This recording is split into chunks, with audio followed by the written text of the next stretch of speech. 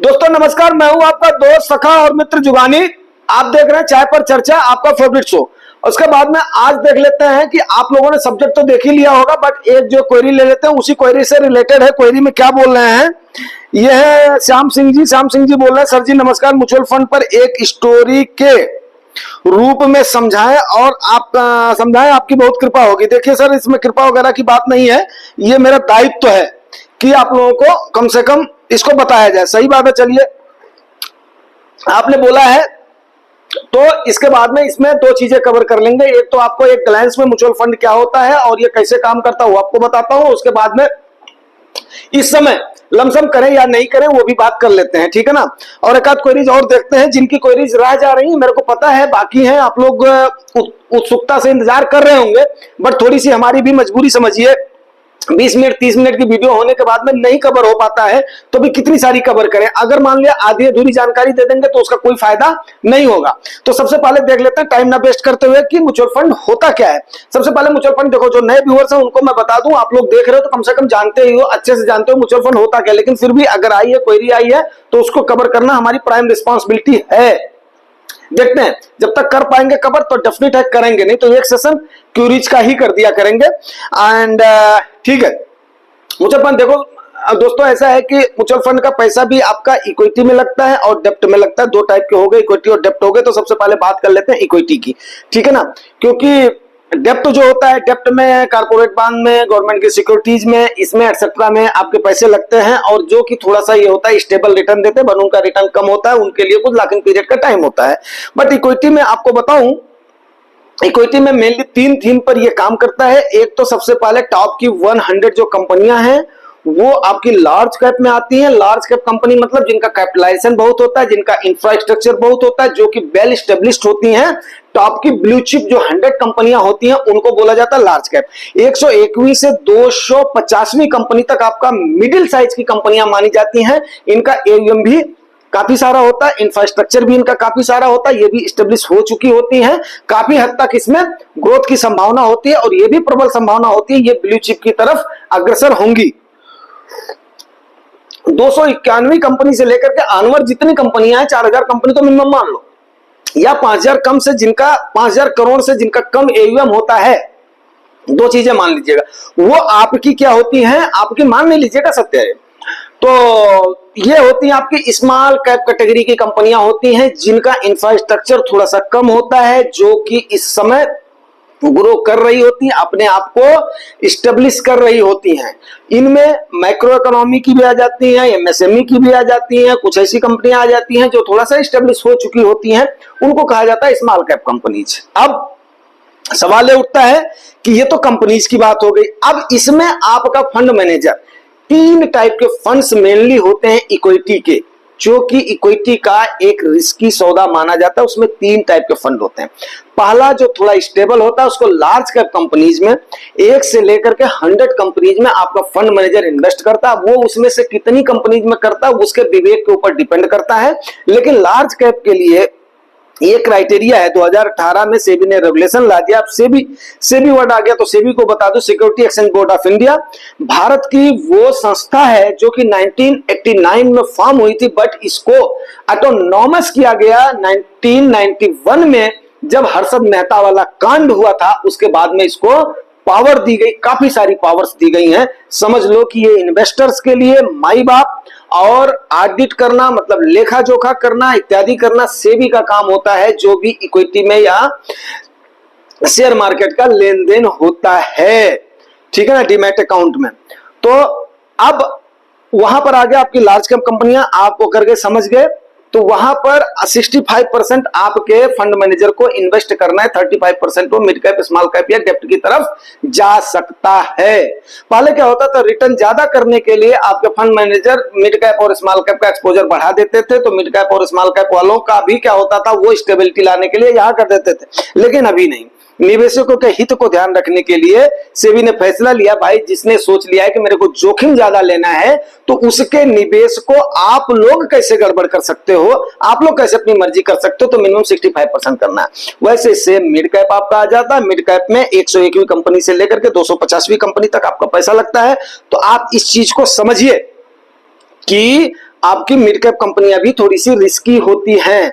फिर वहीं पर ही आपका स्मॉल कैप फंड आ गया, जो कि काफी सारा जोखिम उसमें होता है, बट रिटर्न वैसे ये कहा जाता है, लोगों का अनुमान है कि रिटर्न ज्यादा बनता है।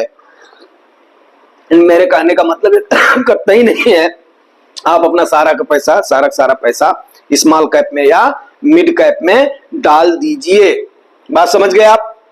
अभी अगला आपको बताऊं तो अगला, आप जो एक होता है ना खिचड़ी, हमारे यहां पर बोलते हैं खिचड़ी बोलते हैं, वो जो भी बोल दो, मिक्स्ड बोलते हैं, वो आपकी हाइब्रिड हो गई, बैलेंस एडवांटेज हो गई, बाकी जो है इस टाइप के जितने भी होते हैं वो क्या होते हैं, एक मिक्सअप हो जाते हैं। फ्लेक्सी को भी मैं खिचड़ी ही मानता हूं, ठीक है ना। हालांकि फ्लेक्सी के साथ में एक क्या होता है, उनका बेनिफिट होता है, गवर्नमेंट ने वो अपने आप को बोलते हैं भाई मैं फ्लेक्सी कैप की कंपनी के कैटेगरी के फंड में इन्वेस्ट करूंगा, तो उनको सेबी ने छूट दे रखी है। अगर आप उसे कुछ टर्म्स एंड कंडीशन होते हैं, उसको अप्रूवल लेना पड़ता है उस एमसी को, तो उसके बाद में उनको सेबी छूट दे देती है, ठीक है आप कर लीजिए। तो वो क्या करता है, अपने विवेक के अनुसार परसेंटेज को अप डाउन कर सकते हैं। उनके साथ ये क्राइटेरिया नहीं होता है कि 65% 70% उनको, अगर मिड कैप कैटेगरी का फंड है तो मिड कैप कैटेगरी में करना है, या लार्ज कैप कैटेगरी का फंड है तो लार्ज कैप में करना है, या स्मॉल कैप कैटेगरी का फंड है स्मॉल कैप में करना है। तो ये सारी चीजें आपको मोटा मोटी हमने बता दिया। अभी इसके बाद में इसमें अब रही बात कि आप बोलोगे ठीक है मैं तो इक्विटी में करना है, मैं शेयर मार्केट में कर दूंगा। अब शेयर मार्केट में समझिए, एक तो स्टॉक्स को सेलेक्ट करना एक बहुत बड़ी चुनौती होती है। तो हमें एक छोटी सी फीस देने के बाद में एक एक्सपर्ट्स की टीम मिल जाती है, उनके पास ऑफिस होता है, इंफ्रास्ट्रक्चर होता है, कंपनी होती है, एम्प्लॉयज होते हैं, और आप मिनिमम से अगर उनको फीस देते हैं तो वो क्या करते हैं, आपके पैसे को मैनेज करते हैं। तो आपको उनको किसी भी एएमसी, अभी एएमसी वर्ड आ गया ये भी बता देता हूं आपको, असेट मैनेजमेंट कंपनी हो जाती है, जो कि आपका सभी लोगों का पैसा एक जगह पर इकट्ठा होता है। फिर उसके बाद में वो उस कंपनी का, उस फंड का, पर्टिकुलर फंड में जितनी कंपनियां होती हैं उसमें परसेंटेज वाइज एलोकेट, वो परसेंटेज फिक्स होता है। वो फंड मैनेजर की पावर होती है, उसको टाइम टू टाइम वो अप एंड डाउन करता है, जैसा उसको दिखाई देता है कि किस कंपनी में ज्यादा प्रबल रिटर्न की संभावना, किसमें कम है, वो तो अपने विवेक के अनुसार उसके परसेंटेज को अप डाउन कर सकता है। उसी परसेंटेज में आपका पैसा, चाहे आप 100 रुपया दें, मिनिमम 100 रुपया कोई कोई फंड एसआईपी में अलाउ करते हैं, चाहे आप 1 लाख रुपया दें, चाहे आप 10,000 रुपया दें, उसी रेशियो में आपका उन कंपनियों में आपका पैसा लग जाता है, और आपको क्या मिल जाती है, नेट असेट वैल्यू, एनएबी जिसको बोलते हैं। अब बहुत लोग इस एनएबी को क्या करते हैं, असेट मानते ही नहीं है, गलती यहां पर हो जाती है। क्यों? क्योंकि उनको लगता है ये तो एनएबी है, जबकि हमें उसको एक असेट मानना चाहिए। क्यों? क्योंकि वो हमारा पैसा उन कंपनियों में लगा हुआ है। अब मैं आज का कमेंट बोलना देखना चाहूंगा, जो कि हमने अभी कल शाम को डाला था, रिगार्डिंग टू जो वो क्या नाम है अपना इकोनॉमिस्ट हैं जो है यूएस के, तो उनके रिगार्डिंग हमने डाला था। उस पर अपना एक हमारे बहुत ही परमानेंट जो है सब्सक्राइबर, एक्टिव मेंबर हैं, तो उन्होंने किया था कि सर जो है ये अपना 20 लाख के आसपास है, दिसंबर तक रिड्यूम कर लूं। तो धनंजय भाऊ साहब, मैं आपको ये बोलना चाहूंगा, इसको मैंने जल्दी इसलिए ले लिया क्योंकि ये थोड़ा सा ये कर रहा है, अपना रिलेट कर रहा है, और मुझे वो क्वेरी याद थी, तो उसको मैं चलते चलते अभी मैं लेकर गया था लौकी को अपना घुमाने के लिए, तो मैंने वो कर लिया था, एक निगाह मार लिया था। बहुत साहब देखो, अगर पैसे की जरूरत है और आपका 1 साल से ज्यादा हो गया, अगले 2 साल 3 साल में पैसे की जरूरत है, तो हमें रिडीम करने में कोई भी बुराई नहीं है। कुछ चंक हम रिडीम कर सकते हैं, बिकॉज क्या होता है उस समय कुछ कहा नहीं जा सकता है कि मार्केट हो सकता है कि डाउन हो जाए। अगर मुझे भी करना होगा तो कर लूंगा। लेकिन अगर आपको पैसे की जरूरत नहीं है और आप अगर लॉन्ग टेन्योर के लिए आए हुए हैं, आपका होराइजन लॉन्ग है, आपका गोल लॉन्ग है, 5 साल 10 साल का टाइम है या 15 साल का टाइम है, तो नो नीड टू वरी, जाने दो, डाउन जाएगा तो हम और इन्वेस्ट करेंगे। हाँ, अगर पैसे की हमें जरूरत है तो रिडीम करने में कोई भी बुराई नहीं, बट वो जरूरत जेन्युइन होना चाहिए। वो जरूरत उस टाइप का जरूरत नहीं होना चाहिए जिस प्रकार से फिजूल खर्ची हमारे पूर्वज करते हुए आए थे। जब उनके पास होता था, अरे कर लो यार, देखेंगे, किसने देखा है, ठीक है ना। और खास करके मैं एक बात बताऊं कि जब इनके ऊपर जमींदारी सोच हावी हुई थी, तो ये लोग कुछ सोचते ही नहीं थे। गांव के गांव देखो जो है आज वो करके सेल करके, हमारे यहाँ मैं बताता हूँ गौर की पूरी मार्केट इनका चकचई करके एक है जो है शुक्ला जी लोगों का गांव है हमारे, उसमें बस्ती जो गिरिनगर में, बताता हूँ ठेके पर उन्होंने ले ले, तू ले ले कट्ठा, तू ले ले कट्ठा, तू ले ले जो है एक बिस्सा, तू ले ले ये कि कट्ठा, मतलब हमारे यहाँ पर किसान वो बोलते हैं जो है अपना बिस्सा बोलते हैं, दे दिया। पूरी गौर मार्केट उन्हीं से ही जो है पूरी बस गई। और नतीजा क्या हुआ, फलाने ने, बब्बन जो है शुक्ला ने, कौन सा शुक्ला थे, उन्होंने दिया था। मतलब जो है अभी आज के टाइम पर वो लोग जो सेठ थे वो करोड़पति हैं। आज के टाइम पर उनके पास 150 200 बीघे खेत उन्होंने अक्वायर कर लिया है, जो कि कभी खेत में जाते नहीं है। लखीमपुर से वहां से लेबर आकर के अच्छी क्लास का वो लोग गन्ना उपजा रहे हैं। और वो जिन्होंने अपनी आदतों से, एक्चुअली ये हो गया ना, आदतें एक्चुअली एक तो हमें सही रखनी है, दूसरा हमें बहुत ही सोच समझ करके उस काम को करना है। अब वो सोच हमें लानी पड़ेगी, हमें आने वाले जनरेशन को वो सोच लानी पड़ेगी, चाहे कोई भी क्लास हो, वो जनरेशन को हमें सोच को लाना पड़ेगा। मैं किसी पर्टिकुलर कास्ट है उस पर नहीं जाना चाह रहा हूं, क्योंकि ये ओपन मंच है और जो ऐसा मेरा कोई इरादा भी नहीं है, लेकिन जब तक आप अपना चाल ढाल और सोच नहीं सही रखेंगे तब तक बात कैसे बनेगी। एक तो बाबू साहब मेरी सलाह यही है कि नहीं, रिडीम करने की जरूरत नहीं, अगर पैसे की जरूरत नहीं है तो हम उसको रिडीम नहीं करेंगे। गिरावट आती है तो आने तो अच्छी बात है, हमें बाइंग की अपॉर्चुनिटी आएगी और अभी हमारे अच्छे खासे हाथ पैर काम कर रहे हैं तो हम लोग काम करके उसमें इन्वेस्ट करेंगे।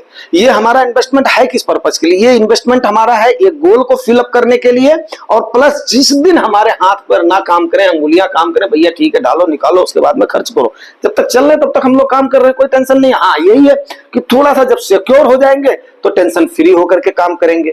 गांव में, समाज में, जहां पर भी नात में, रिश्तेदारी में अगर जाएंगे तो कम से कम आज हम अगर 100-200 रुपया भी खर्चने के लिए सोचते हैं तो कम से कम उस लायक हो जाए कि 1000-2000 रुपया भी खर्च करने के लिए हमें सोचना ना। हालांकि परमात्मा ने उस लायक आज भी कर रखा है, लेकिन बहुत सारे लोग ऐसे हैं जो कि संघर्ष कर रहे हैं, वो भी मेरे व्यूअर सब्सक्राइबर होंगे, तो कम से कम उनको भी उस चीज को करना है कि ताकि कम से कम जरूरत पड़ने पर, यस भाई मान लिया कहीं पर भी मंदिर हो रहा है, कि जो है कोई दुखी है, किसी की जो है बेटी की शादी हो रही है, कहीं पर आप गए तो कम से कम जो हम गिफ्ट दे रहे हो कम से कम उस स्टैंडर्ड का दे कि हाँ फलाने भैया आए थे, फलाने बाबू आए थे, तो कम से कम उस लिहाज का परमात्मा हमें उस लायक जो है अगर कर रहा है, हमारी सोच पॉजिटिव है तो यस डेफिनेटली हम अगर जहां पर हम अगर खड़े होंगे वहां पर कम से कम अपनी एक छाप छोड़ेंगे। कौन नहीं चाहता हम अपनी छाप छोड़ें, आप बताइए कौन नहीं चाहता है। तो मेरा ये मानना है कि जितने मेरे व्यूअर्स और सब्सक्राइबर्स हो कम से कम इस लायक बने, लेकिन उस लायक आप कैसे बनेंगे, या तो आपको अगर जरूरत है तो आप इंतजार नहीं करेंगे, नंबर 1, और नंबर 2 उसके बाद में कर। अच्छा चलिए